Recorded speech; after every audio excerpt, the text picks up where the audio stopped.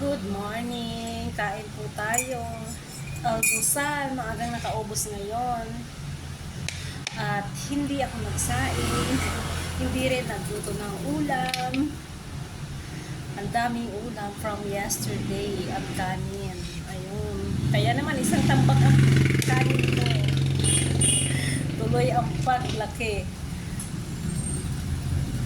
Sira ang diet.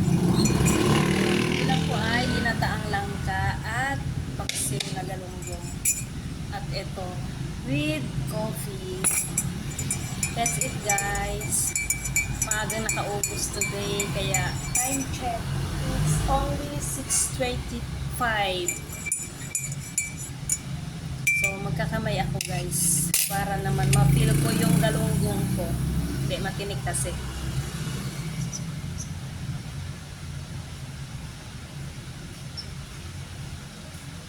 Kain po tayo.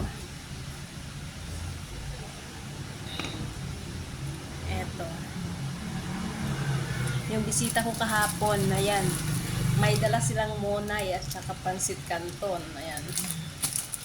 Yung bisita, sila pa yung may dalang pagkain. Kain po. Meron pa ako ditong nilagang saging na saba. Ang cute.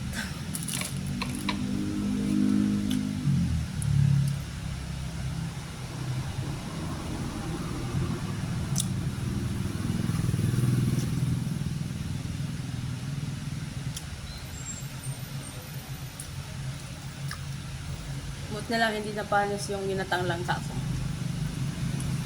Ang harap.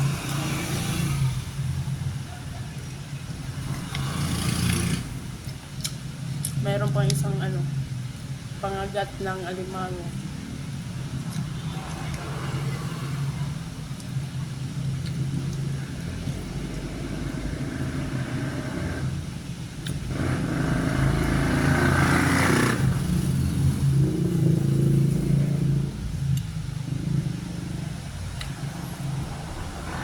Daanan to guys ng tricycle, kaya maririnig niyo yung mga sasakyan.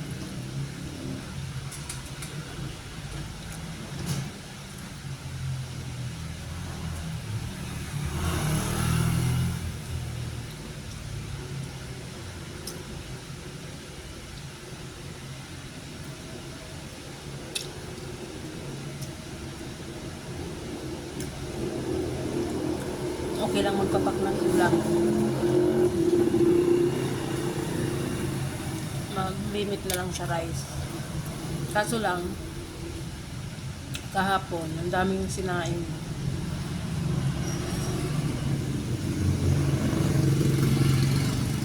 Hindi nabawasan yung sinaing ko kasi yung bisita ko may dalang kanin. Tsaka ulam. Kaya nakain lang nila yung yung tira ng umaga. Nagsayang ako ng lunch. Hindi na, walang bawas. Natulog naman ako kagabi. Pagkaalis nila kahapon, mga 5 o'clock ata yun. Or 4. Natulog din ako. Nagising ako alas 11 na. Haba ng tulog. Diretso yung tulog ko kahapon.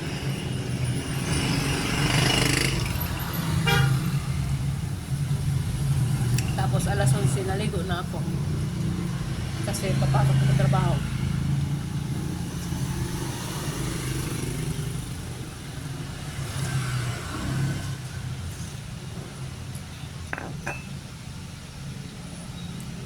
Kain tayo.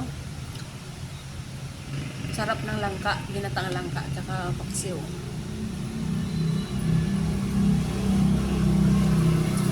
Mas sumasarap ang paksiw kapag kinabukasan na.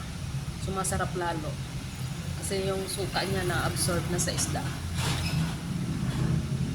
Kain po.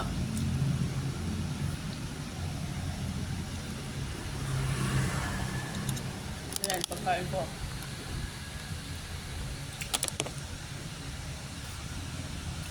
Maagang almusal.